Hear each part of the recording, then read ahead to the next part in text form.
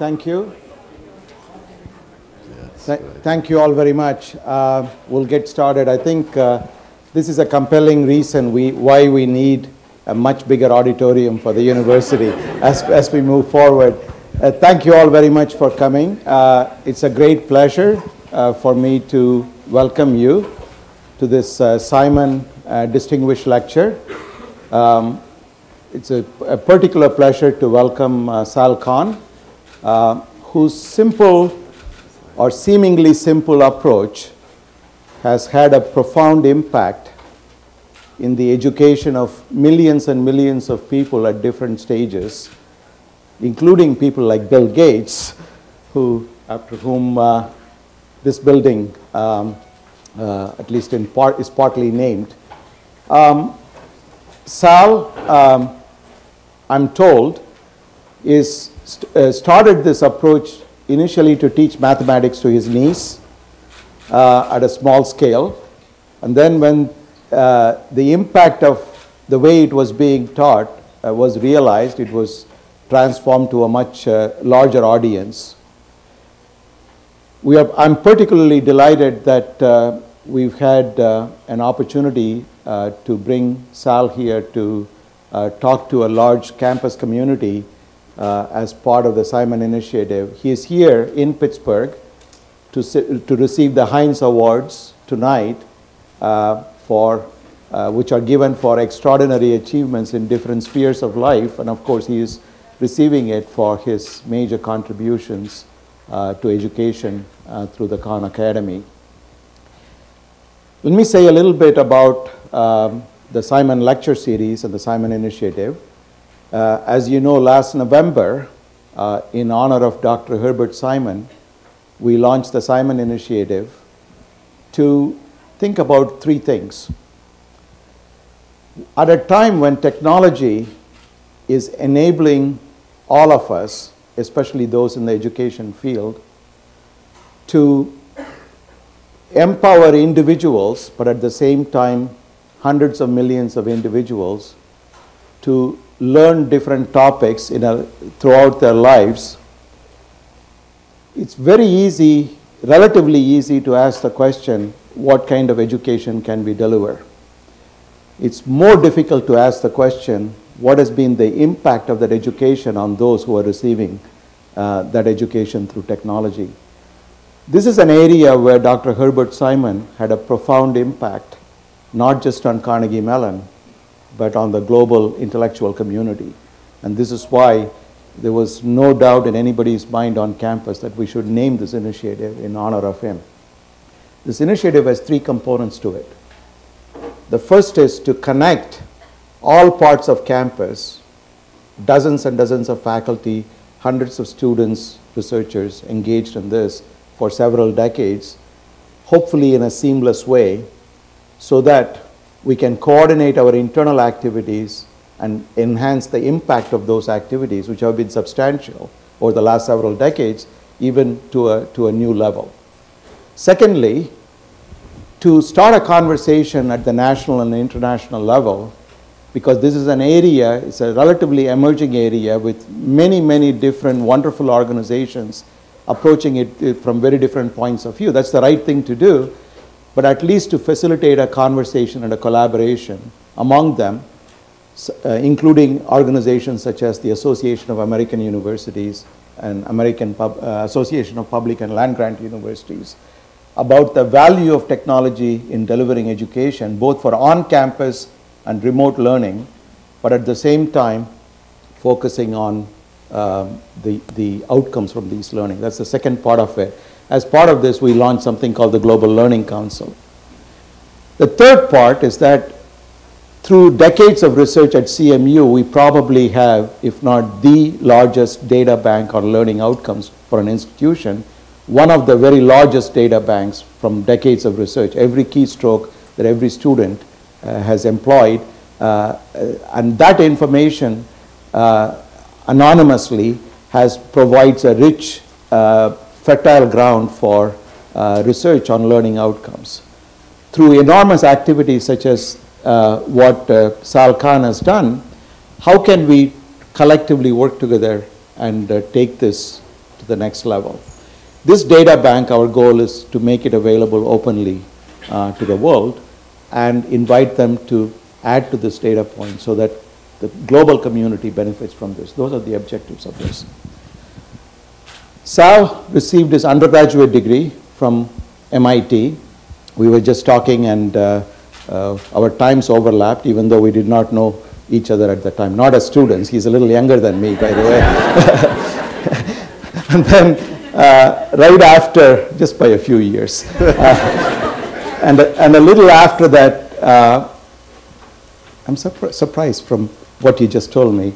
He crossed the river, not only crossed the river, crossed the tracks to the other side to Harvard University, received a master's degree from MBA from Harvard Business School, then started working for a hedge fund. And while being a successful hedge fund employee, he realized that the impact of this educational work could probably be much more satisfying than what he was doing. And that led to this enormous work that he has done over the last 4 years. So it's a great honor to invite him and also to congratulate him on the Heinz Award. I would also like to take this opportunity to thank the Heinz Endowments and the Heinz Family Foundation for their enormous support, philanthropic support in so many different domains, especially in Pennsylvania and in Pittsburgh. It's a great pleasure to have with us also today is Andre Heinz, who's, in addition to his passion about education, he's also been a leader in bringing his talents into environment, sustainability, and design with the right future planning in mind for the global community. And he lives in many different continents, and as I've had the pleasure of meeting him at least once and having had the chance to talk to him on several occasions. It's a great pleasure to welcome him, and also Mrs. Theresa Heinz, who's been a great supporter. And the Heinz Endowments and the Heinz Awards are created in honor of the late Senator Heinz, whose impact has been profound nationally, regionally, and internationally. So with that introduction, let me invite Sal Khan to come and give his Simon Distinguished Lecture. Thank you.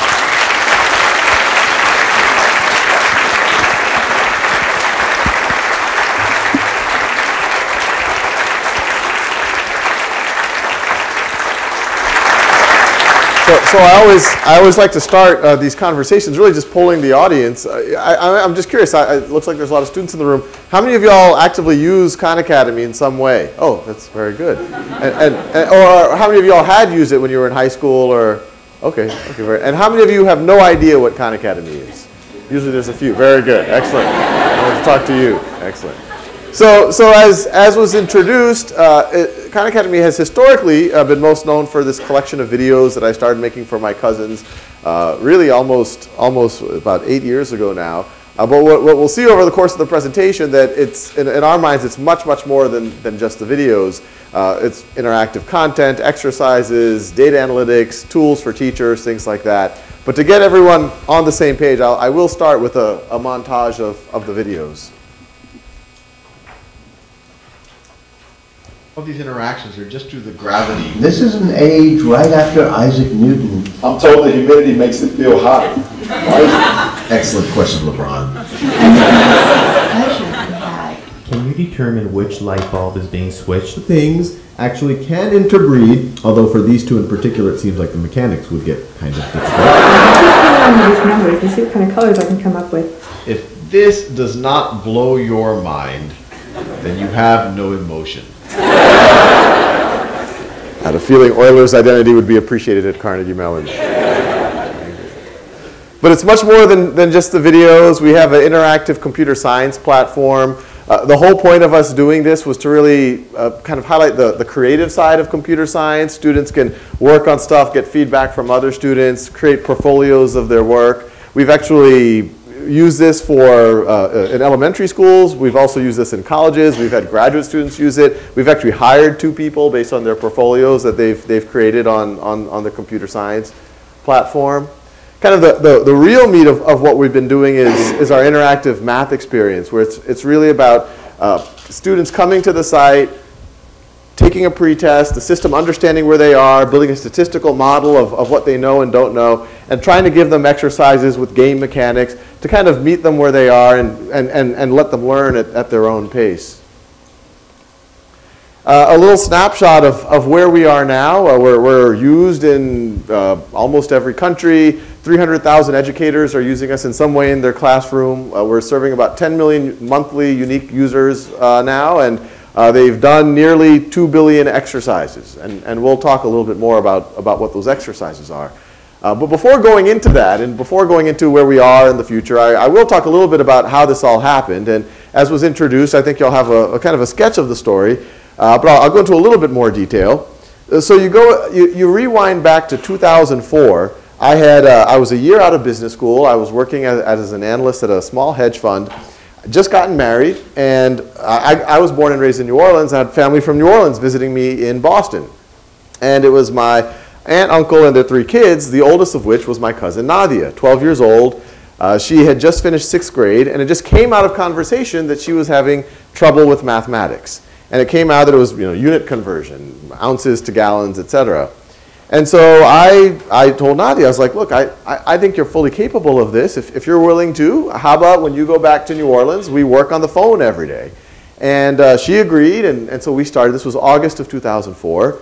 And the first month was kind of difficult. She had completely convinced herself that she's just not good at math. But then slowly, things started to click in. She started to catch up. Then, frankly, about 2 months into it, she became a little bit advanced. And at that point, I became what I call a tiger cousin. And I called up her school, and I said, I really think Nadia Reimagined should retake that placement exam. They said, who are you? I told her I'm her cousin. And somewhat surprisingly, they allowed her to, and she went from a slow math track to an advanced math track, and has been on a kind of a good trajectory ever since. And so I was intrigued. Was this a one-off? It was a fairly small intervention on my part. And so I started working with her younger brothers. And then a couple of things happened over the next 2 years. The first is the firm I was working for, and it was literally just myself, my boss, and his dog. He was the chief economist. We joke, but we actually had business cards. We moved out to, my boss's wife became a professor at Stanford Law School. So we moved out to Northern California. The other thing that had happened was word got around in the family that free tutoring was going on. So I found myself every day after work working with 10, 15 cousins, family, friends, all over the country. I was using Yahoo Instant Messenger at the time, had this little doodle functionality so that we could see each other's scrawls.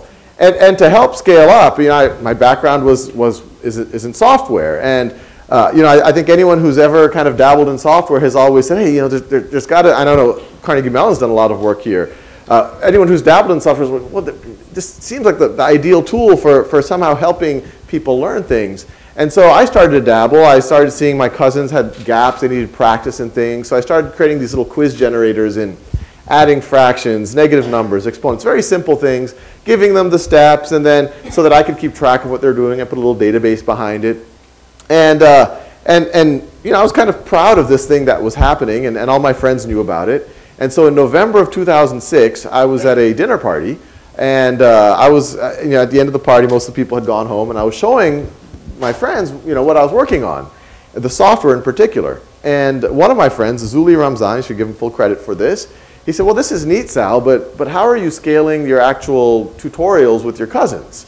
And I said, well, I'm actually not. It's really difficult now. It's hard to do with even 5 cousins on the same call that I was doing with Nadia 2 years ago.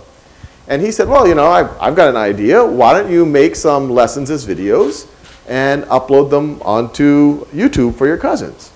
And I said, no, that's a horrible idea. YouTube is for cats playing piano. It is not for serious mathematics. But I went home that weekend, got over the idea that it wasn't my idea, and then I decided to give it a shot. And those videos were on the things that I saw my cousins kept asking me questions about. It seems like, or they were afraid to ask questions about it even more. And so I made like 20 or 30 of them. And over the next month, I just kept telling my cousins, hey, this is there for your review. Let me know if you want me to make more videos. And so after about a month, I asked them, well, what do you all think about it? And they somewhat famously and backhandedly told me that, that they like the videos, or they like me more on YouTube than in person. And I joke about that, and I think it's important to kind of think about what they were saying and what they weren't saying. They weren't saying that they didn't appreciate me, or that they didn't appreciate having the access to me to ask questions, to go deep, or even to request videos. But what they were saying when they said that is that the first time you're learning something, or even if it's something you learned 3-4 years ago, but you're embarrassed that you forgot it now, it's hard to ask your cousin, even if that person is trying not to be judgmental. You're embarrassed. You're in algebra, but you forgot how to divide decimals, or the first time you get exposed to the idea of trigonometric functions. It's hard to keep pace with the instructor sometimes, and so now you can review it as many times as you want, whenever you wanted to. So taking that as positive feedback, I kept making more and more of these videos. And I kept working on the software, but the videos started to have a life of their own. Obviously, when you put it on YouTube, anyone can watch it. And it soon became clear that people who were not my cousins were watching. And the comments started to come in. And there's a lot of them at first were just simple thank you. And even that was a pretty big deal. I don't know how much time y'all spend on YouTube. Most of the comments are not thank you. They are a little bit more edgy. But then the comments got more intense. This is the reason I was able to pass algebra class. This is the reason why I'm inspired to major in engineering. This is the reason why after leaving the military that I can re-engage and go back and get my college degree. And I remember in those early days, this was probably about 2 or 3 years into making these videos, probably 2007, I got this one letter, and I immediately brought my wife. I was like, this is incredible. It was this mother wrote saying both of her sons have a learning disability, that these videos were the only thing that were getting through to them. And because of that, her and her entire family prayed for me and my entire family. And you can imagine, that was pretty intense stuff. I was an analyst at a hedge fund. I wasn't used to people praying for me. At least in that way. It was a good hedge fund. I joke about it, but it was. So I just kept doing more and more and more. The traffic kept growing and growing and growing. By 2008, I set this up as a not-for-profit. And even in 2008, I didn't fully think that this was what I was going to do, full-time in the near future. I thought it was going to be, maybe we could get some funding here and support it and get volunteers on it. But by 2009, the site, it was about 100,000 people were using it every month. This was all I was thinking about. And so my wife and I, we sat down, we looked at our finances, and we had some savings, kind of enough for a down payment on a house in Silicon Valley. But it felt that, hey, there's something here. What if I took the year off to try to fully invest it? Hopefully someone would appreciate the social return on investment that this thing could create. And I think, all entrepreneurial stories, whether it's a not-for-profit or a for-profit, they all kind of start with that same, you have to be a little bit optimistic or a little bit delusional even. And so I took the plunge, and you start, you meet with a lot of folks, you meet with a lot of foundations, and you get a lot of very polite, well, this is really fascinating, it's going to be awesome, but it's not quite what we do.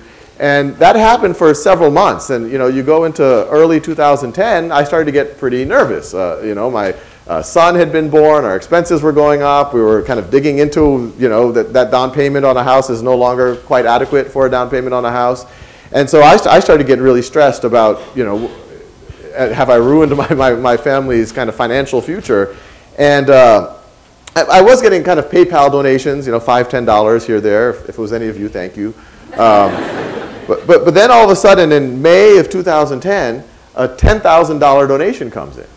So I immediately see who it is. Her name is Ann Doer. And she was based in Palo Alto. I emailed her back. I said, thank you so much for your incredibly generous donation. This is the largest donation that Khan Academy has ever received.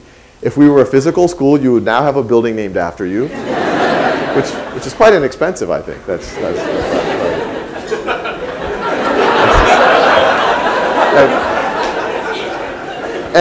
And Anne immediately wrote back. She's like, oh, well, you know, I'm a big fan. I've used the site myself. I've used it with my daughter.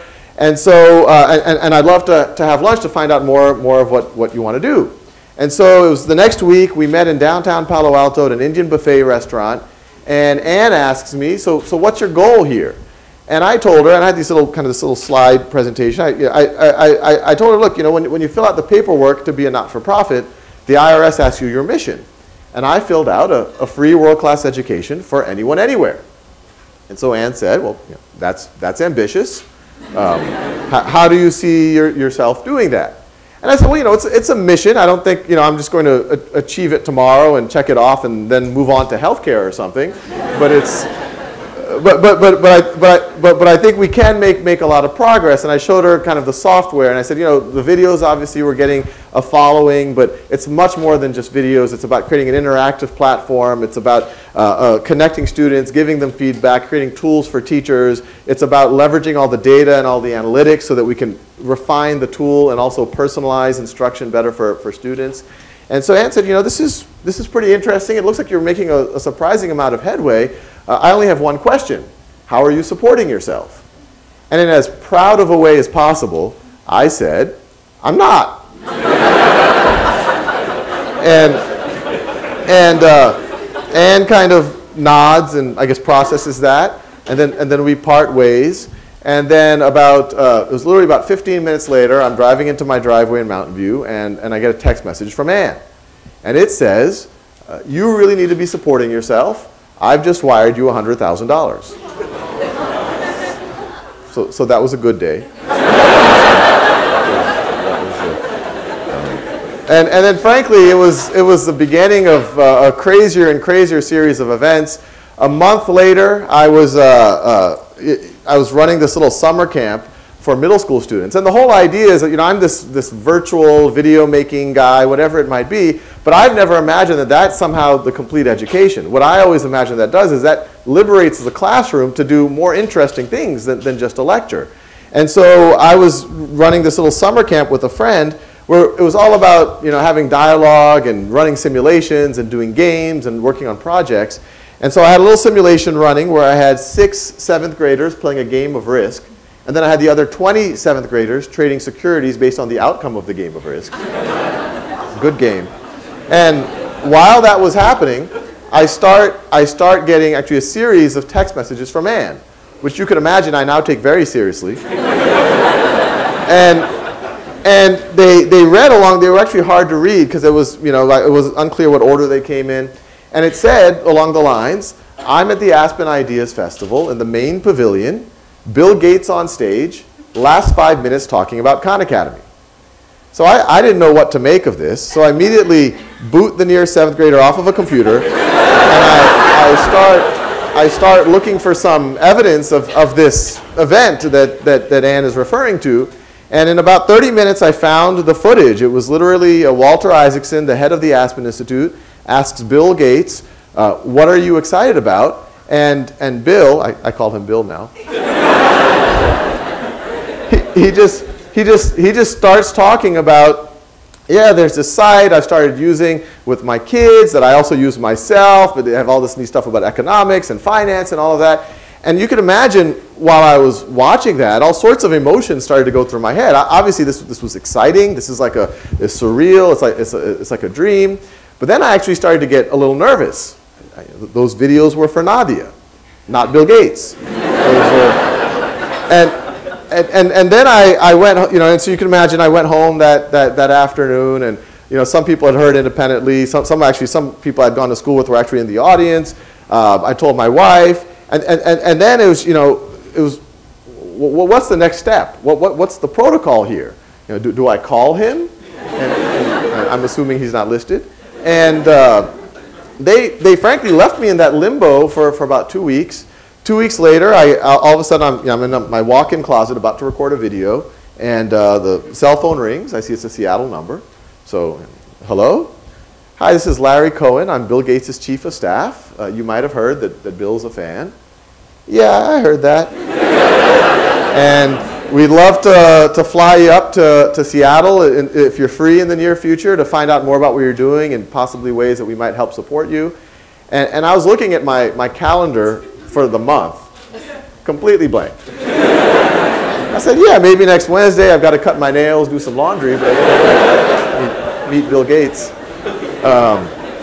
And right around the same time, some folks from Google reached out. And by meeting one was kind of similar to the meeting with Ann. Meeting two was they said, you know, what would you do with $2 million? And I said, is this an open question? But I obviously told them the same things that I told Ann and I told the Gates Foundation. And so by fall of 2010, we had our first kind of real initial support to become a real organization, for it to be really more than just me operating out of a walk-in closet. And so what we started working on was essentially the software part of Khan Academy, because that was always the real meat of the dream. And so what you see here is kind of a zoomed out version of what we call our knowledge map. And I show this isn't our primary interface anymore, but it gives a good sense of how we at least think about kind of learning skills in mathematics. So each circle here is a concept in mathematics. The ones at the top, those are the most basic, you know, single-digit addition and subtraction. And as a student shows that they've become proficient and then masters these concepts, it moves them down this tree, and now this tree goes all the way down to college-level calculus. Now it's clearly not as broad as the videos are right now. You'll saw videos on art history and things that go much beyond this. And eventually, we do hope that this does cover as much as the videos do. But the idea here of kind of mastering a concept and then moving on a lot of levels is common sense. It's the way that you would play a video game. You try level 1 as much as you need, and then you eventually beat the boss, and then you go to level 2. It's the way that you learn a martial art. You learn the white belt skills, you practice them, you take the white belt exam as many times as you need to, and when you pass it, then you become a yellow belt. It's the way you would learn a musical instrument. But what we always point out is this is not the way that a traditional academic model is structured. A traditional academic model, you group students together, usually by age, sometimes age and some perception of ability, and then you move that cohort together at a set pace. And what happens in the classroom is some of the classroom time, it's a lecture, then the students go home, they do homework, then the next day they might review a little bit of the homework, then they get another lecture, and that continues for about 3 or 4 weeks, and then they have a test. And let's say that this unit is on, say, introduction to exponents, basic exponents. So you had 3 weeks of this lecture, homework, lecture, homework, lecture, homework, and now you have your test. And on that test, let's say I get an 85, you get a 90, you get a 95, you get a 75. And even though that test identified gaps in students' knowledge, even the 95% student that somehow didn't get 5% of the material right, even though the test identified those gaps, it then moves on to the next concept, which could be negative exponents or logarithms or fractional exponents, something that builds on that foundation. And to kind of see how strange that process is, imagine if we did that in other areas of our life, say home building. So you bring the contractor in and you say, well, we've been told that we have 3 weeks to build the foundation. Do what you can. So contractor does what they can. Maybe it rains. Maybe some of the supplies don't show up. Maybe some of the workers fell sick. After 3 weeks, you bring the inspector in. The inspector looks around, says, okay, the concrete's still not quite dry there. That part's not quite up to code. I'd give it an 85%. You say, oh, great, that's a C+. Let's build the first floor. Same process. We've got 2 weeks. Do what you can. 2 weeks later, 75%. All right, now let's build the second floor, third floor, fourth floor. And then all of a sudden, when the whole thing collapses, if our reaction to that is our reaction that we typically have in education, we might say, oh, we had a horrible contractor, or we needed more inspection. But the real problem, and maybe that was part of it, but the real problem was that you had a flawed process. You were artificially constraining how long you had to work on something, pretty much ensuring that you had a variable outcome. And then when you take the trouble of identifying those gaps, you just ignore them, and then you build on top of that foundation. And so what we try to build for is a world where instead of holding fixed when and how long someone has to learn something, and the variable being how well they learned it, A, B, C, D, F, do it the other way around. What should be fixed is that every student should get to a very solid foundation. They should really master the basic exponents, and what's variable is how long and when they actually have to learn it. This right over here is just a screenshot of one of the dashboards that's being used in classrooms now. As you saw a couple of slides ago, 300,000 educators are using us in their classrooms and to different degrees, different levels of intensity. But I'd like to show this one because it highlights how you could leverage technology to create what I say a more human experience, a more interactive experience in the classroom, where you could have a classroom like this, where every row there is a student in the class, every column there is one of those concepts in mathematics. The depth of blue is the system's read on how well that student has mastered it right now. Red is the system flagging that, hey, this student seems to be struggling in some way. And so the teacher can walk in and say, okay, it looks like Matt's having trouble in solid geometry.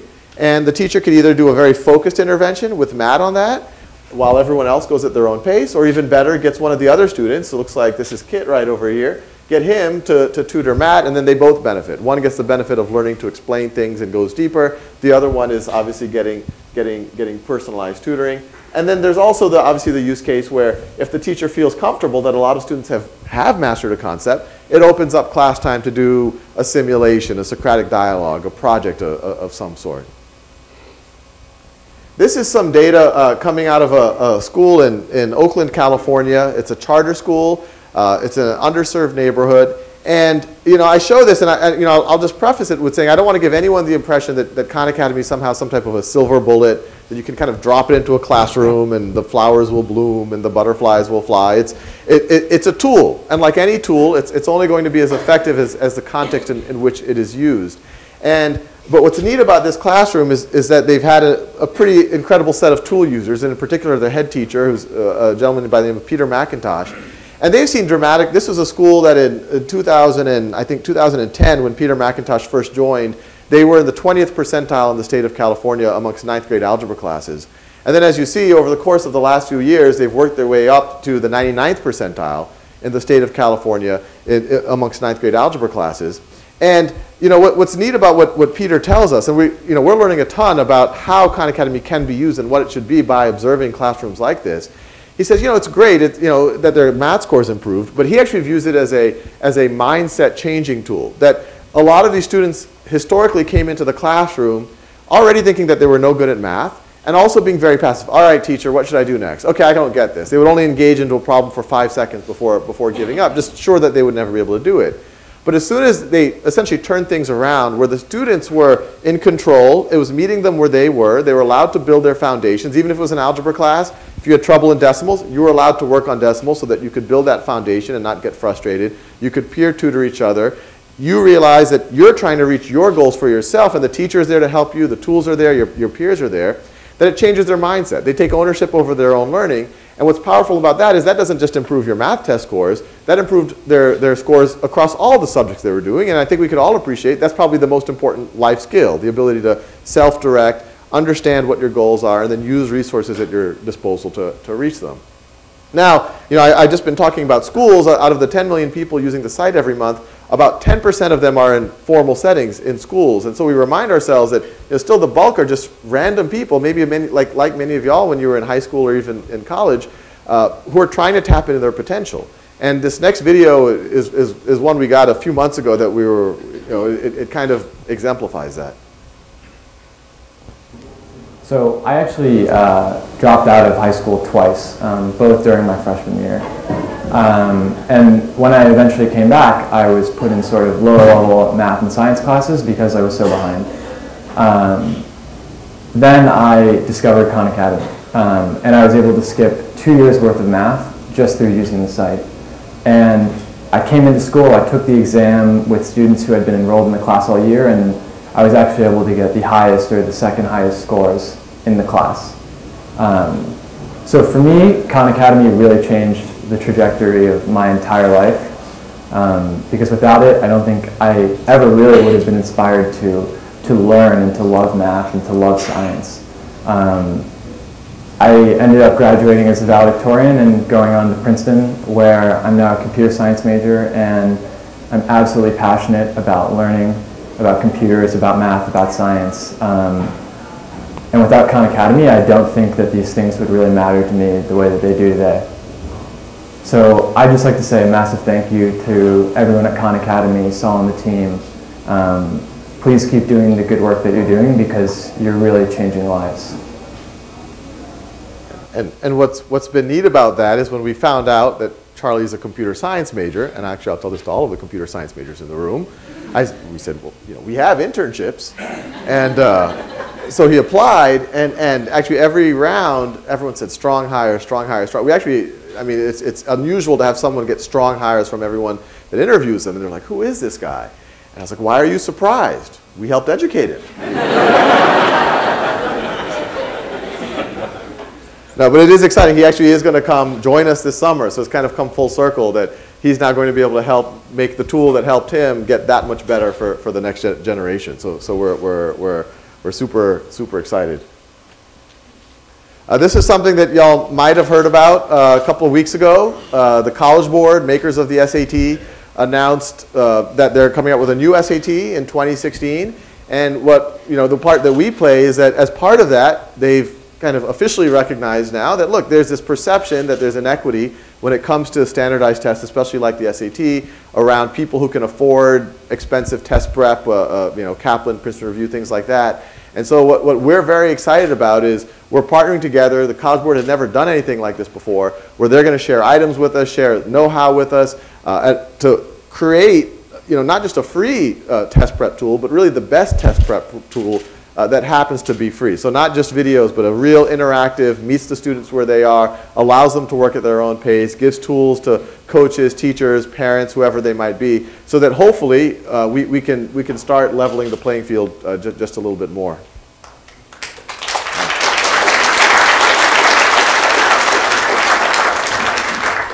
So these are all, you know, one thing that a lot of y'all might have been thinking about is, well, everything I've talked about so far is the world that most of us live in, an English-speaking world, developed world. What about the rest of the world? And so all of these are examples. These are just pictures taken of other NGOs, for the most part, taking Khan Academy, sometimes offline, sometimes online, and taking them to fairly remote places. And all of these are pretty exciting stories, but probably the most exciting one is the one on the top right. I used to give talks like this maybe 2 years ago and say, you know, who knows, maybe one day this will be used in Mongolia, just kind of imagining the furthest place on the planet. And a few months later, I get an email from Mongolia. And it had a little link to a video, and the video was made by a young woman named Zaya, the girl on the top right there. And it was kind of similar to Charlie's videos. She talks about how she likes Khan Academy, and it's helped her, and she enjoys math now. And I thought, well, this is neat. But I said, well, she must, you know, I just assumed she must be middle class, upper middle class. She spoke English quite well. She had access to a computer and the internet.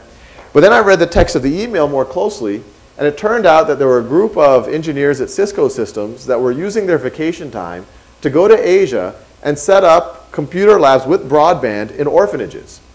And so what you see in the top right there, those are actually Mongolian girls in an orphanage using Khan Academy, and Zaya was one of those orphans. And that by itself already kind of felt like a science fiction book, but what's been even neater since then is that Zaya, is kind of like the Charlie story, Zaya she's now I think 18, and so she's now contributing to Khan Academy, translating videos, creating content, and she's one of our top creators of content now in the Mongolian language. We've also been, it's not just been about videos, the whole platform, we've been internationalizing. We've launched a completely Spanish Khan Academy this past fall. We launched Brazilian Portuguese a few months ago. Turkish and French are coming soon. Our goal is to have all of the world's major languages, and obviously the order we're doing it is impact, and also where we've been able to find really good partners who could really drive things on the ground in those geographies. And to get a sense of what at least the video content looks like, and I want to stress this is much more than just the video content, but to get a sense of what the video content looks like in other languages, I'll show this next montage. Me comí 2 cuartos de pizza. L'hypoténuse commune, ok. 7, 13, 15. और मैं इस हाथ से block को धकेलने की कोशिश कर रहा हूँ इस डायरेक्शन में. توجد قطعتين من معدن النحاس والزنك. פי אור בצווארון הגוזרתר. כי הנקודה שבה שוק הסיום של הזווית חותכת את מעגל היחידה. Ili muweze kuelewa na kuweza. Into kufuneka siyazi kukuba kubani. 16 bölü 16 1'e eşittir. Muitas e muitas outras coisas importantes. I'm Zaya from Mongolia. Your regions are so interesting, and funny, make more lessons. Watch that when I get lazy. So, and these are all more pictures of just, Khan Academy being used in all sorts of parts of the world. And I tell everyone involved in Khan Academy, it's much, much more than me now. We have, 60 full-time employees.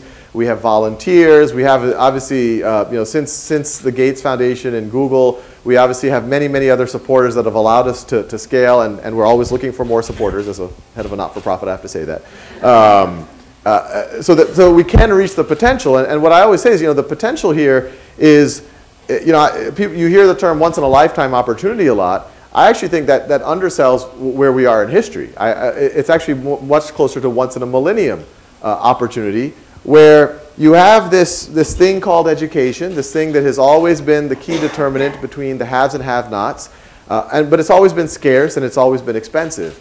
And what I think is going to happen, it's not going to happen overnight, but I think if we kind of collectively work on it, over the next 10, 20, 30 years, it is going to get to the point where access to high-quality tools at minimum and content, and then things that are getting closer and closer to world-class education, are going to become more and more commonplace, more and more ubiquitous, and more of an expectation. And what I like to think a lot about is, if you were to go back 400 years to Western Europe, and even then Western Europe was one of the most educated parts of the planet, you had about a 15–20% literacy rate for men and about a 10% literacy rate for women. And I suspect that if you asked, say, a member of the clergy who could read back then, what percentage of people do you think are even capable of reading? They might have said, well, if you have a really good education system, maybe 40 or 50% are even capable of reading. And we now know that's wildly pessimistic. The answer is pretty close to 100%. And so if we fast forward to today, I'd like to ask the same question. What similar blinders do we have on today? If we ask ourselves, what percentage of people are capable of understanding quantum physics? You might say maybe 1%, maybe 5%, maybe 20% if you have a really good education system.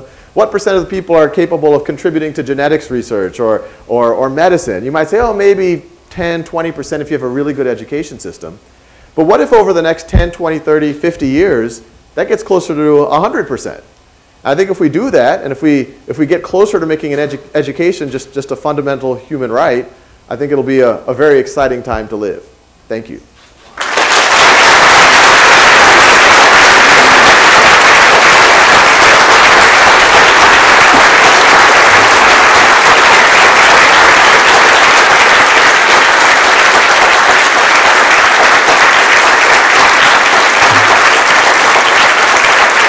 So, we're going to take questions from the audience. Let me point out that we're looking for questions, not I am available for an internship. And if you would please line up at the microphones on either side, we'll begin. And while we're waiting, Sal, I have to say that some of the most moving parts of your talk had to do with human potential and how we get out of our preconceived notions about potential through scaling up the kind of individualized attention that you were first able to give to your niece.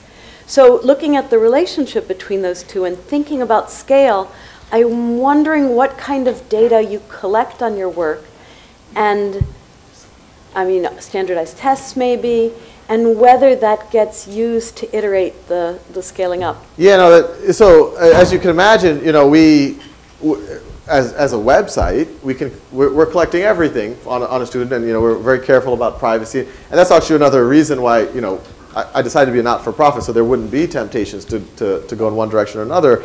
But yeah, I mean, the neat thing is we can collect all of this really interesting data, and so that allows us to actually there's probably going to be some papers published by some of our in-house research scientists that have been working with some researchers at universities on some learning gain research that they've been doing. There's been some research on growth mindsets based on the work of Carol Dweck, where we're able to do it on a scale that is a little unprecedented, where we have 5 million exercises done every day. And so yeah, so we're absolutely using it to kind of understand learning better, to personalize it for students better, and to also kind of measure the quality of the experience. Yeah. That's very exciting, and I think President Suresh told you about the data shop, the more than 1 million instances of learning that we've collected, and we really do find that that helps us likewise build learning software that helps. Oh yeah, no, absolutely. And as you can imagine, like this College Board partnership, that gets us even more excited because it's like it's a well-defined endpoint that students are trying to reach. And yeah, so yeah. That's great. So we're going to start asking for questions. We're lucky enough to have Andre Heinz with us here today, and he's going to give the closing remarks. So we'll take questions, and then we'll turn it over to Andre. Hi, thanks so much for sharing with us today, and congratulations. I am curious what you are doing, what your platform is doing for people with disabilities. Specifically, I'm thinking about how you're making your website accessible to people with low vision and with who are deaf. Yeah, so we've started doing things there, and we haven't done everything that we can do.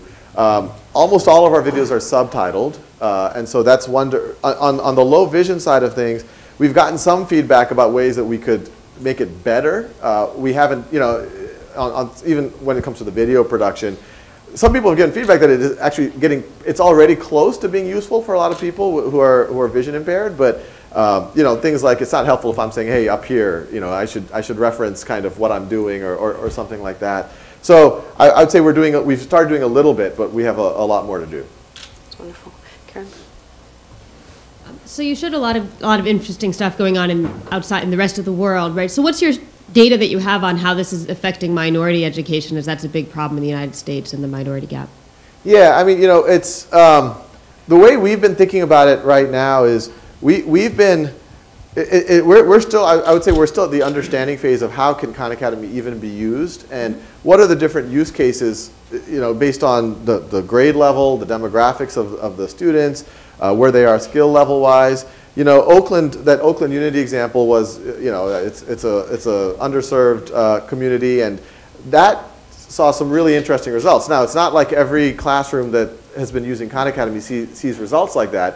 Our goal is to try to identify the really exemplars that are moving the dial in that way, and then trying to share those best practices. And some of those best practices are how they use Khan Academy, and some of them have nothing to do with Khan Academy, where there's some intervention that the teachers do on a daily basis. But we also think about, well, can we somehow bring that into the tool somehow? Can we, maybe a video of I don't, you know, is there something that we could do to approximate that? So, you know, there's Oakland Unity. KIPP has been seeing, you know, once again, not in all of their classrooms, but in some of the classrooms that have been kind of really invested in it, we've been seeing some very, very powerful results, but it's still early. For us, let's look at the people using it. Let's see where there's, you know, just unusual success, and let's try to document it and spread those practices.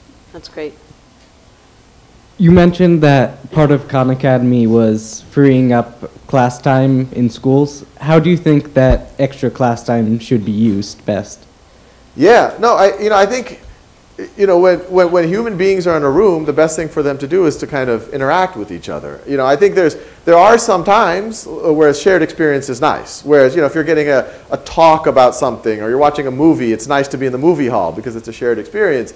But if you're trying to get your heads around a nuanced problem, a fairly dense thing, something that's based on kind of your foundations going into that, you know, having a lecture for everyone, where everyone is lost or bored at different stages of it, isn't the most productive use. And so, yeah, I would love to see a world where, yeah, it is all about when people get together, it's either about dialogue, or it's about working on projects, or it's about doing simulations. And, you know, and it's not like there's no precedent for this. This is what they've been doing in the humanities for a long time. You know, go read the book, and when we come, we're going to have a Socratic dialogue about it. It happens in business schools with the case method, where it's all about students talking to each other. In STEM fields, it still tends to be more of the large lecture hall format with folks taking notes, and then you take an exam. But I think STEM is probably the place where it's most important, where people should be doing things. They should be creating things. And, you know, if I were to stay on my soapbox, I would say the next level, more than just what happens in the classroom, what should happen in that STEM education is much more of the creating and the doing. You know, it always gets me when someone says, oh, I'm not into math, I'm not into engineering, I'm creative. And I'm like, what is engineering if not creating something novel that has never existed before? And I think we sometimes lose some really good talent because we assess early on, you know, it was happening to Nadia in 7th grade, we assess people's ability to contribute in math or science or engineering based on their ability to convert units when they're in 7th grade. And to me, that's analogous to judging the potential of an artist based on their ability to mix paint when they're in 7th grade, or judging the potential of a dancer based on their flexibility when they're in 7th grade. It's a tool; those are useful, but those actually don't define your creative potential. So yeah, I think engineering, math, science should be much more about kind of creating the portfolios, getting your core skills at the same time, and that your transcript should be like, what have you made? That's great. Thank you. Next question. Thanks for coming again.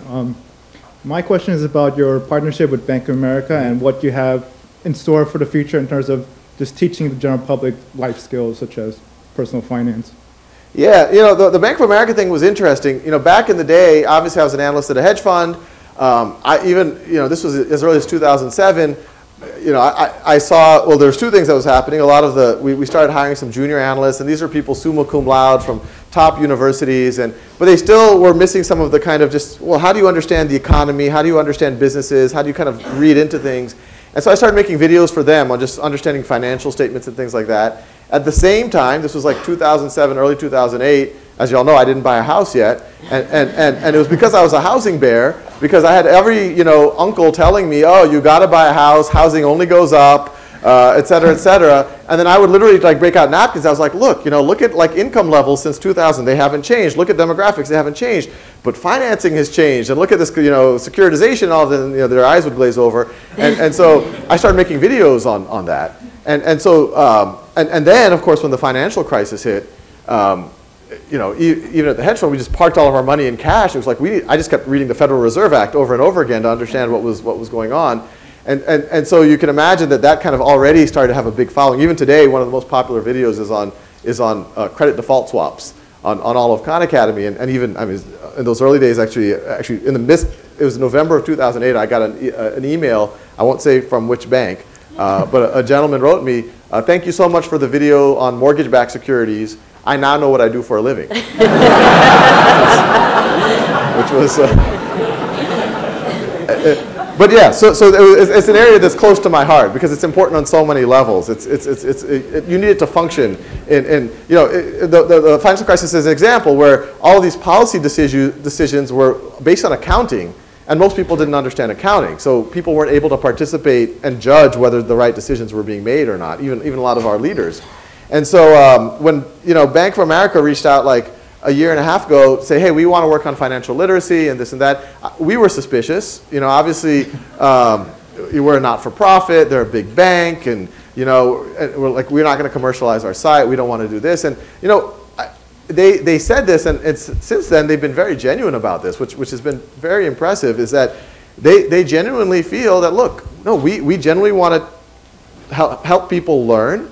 It's good for us if other people get more educated on things, and we don't want it to be commercial because that will undermine people's confidence in what's being produced, and we don't want editorial control. That's why we're talking to you.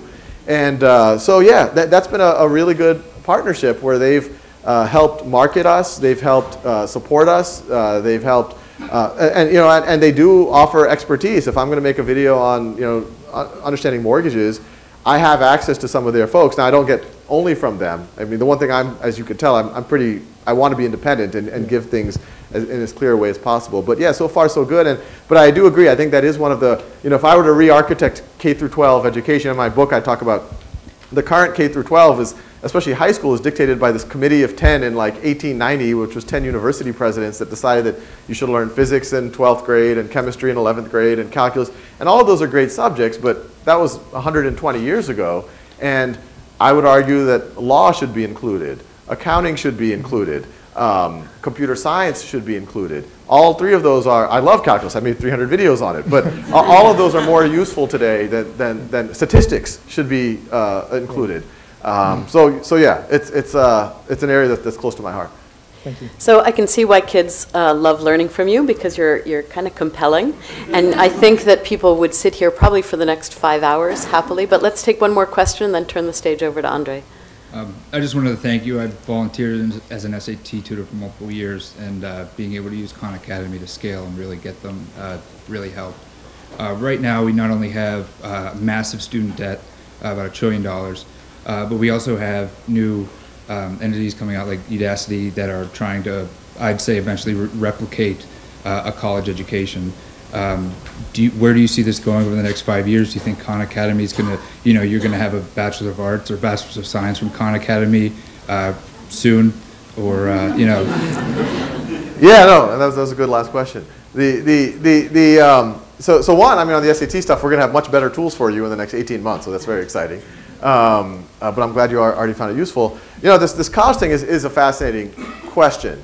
And I write a lot about it. There's a whole chapter about it in my book. So one, I'll first paint of what I think would be the ideal college of the future. Would be, it's an environment that you go to where you get all of the things that we love about college. You get a camaraderie, you have a community, you have clubs, you have seminars where you can discuss kind of very intellectual things that could or could not be related to the kind of practical world, to the real world, just to kind of stretch your thinking. But you then have a chance to spend most of your day actually going out there and doing things, whether it's doing research or doing internships at a firm or starting a business or whatever, working on a novel, whatever it might be. And so when you leave that experience, whatever you want to call it, you do have some core skills, and you do have these intellectual experiences, and you do have all the friendships that you've created over these years, but you also have essentially 4 years of very tangible experiences and a portfolio to show. And I think this is already a reality. When we hire at Khan Academy, we are most impressed by someone's portfolio. And it could even be unrelated to what they're doing in the job. It could be the set of their photography that they've done. And that just shows to us that they're capable of this kind of starting with nothing and creating something, or apps they've written, or books, whatever they've done. So I would say that's kind of the ideal school of the future, or university of the future in my mind. And there's examples that kind of go in that direction. University of Waterloo in Canada, excellent engineering school. Their internship class model is kind of flipped relative to traditional American universities, where their students spend 2/3 of their time in internships. And so what happens to those students is their tuition is lower. They get a lot of, especially in computer science and engineering, the internships are very high paying.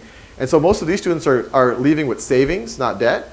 And they're the most sought after students because they have all of this experience from all of the top firms. I think it's ironic in Silicon Valley right now, if you go to Google, Facebook, Palantir, all the firms, Khan Academy, Apple, the only interns there are from Waterloo, because everyone else is in classrooms. And so they've essentially got this monopoly on this really great experience that no one else is really tapping into. And so they're getting, and a lot of them get job offers as 2-3 years experienced hires because they have so much internship experience. So I think I think that's starting to go in a very interesting direction. In terms of the MOOCs and all of that, I think they will, I think there's a role for that. I think there's, I think for many of us who are lucky enough to go to a school like Carnegie Mellon, where you have this community, this intellectual discourse, you're able to work with amazing professors and researchers, we say, how can you not have that? But the reality is most students don't get that. Most students go to a commuter college where it's a very transactional experience. They're really trying to get a degree. They've got bills to pay. They sometimes have a family to support. And so and oftentimes they still don't finish. And so I think the MOOCs could start to play a powerful role there, where if you really just need to get your core skills so that you can signal to an employer that you're ready, I think that should be an option. So I see the future where there's multiple paths and people can kind of pick. It's not you must go to a traditional 4-year residential college or else you're not going to be able to get a white collar job. Thank you. Thanks, Sal.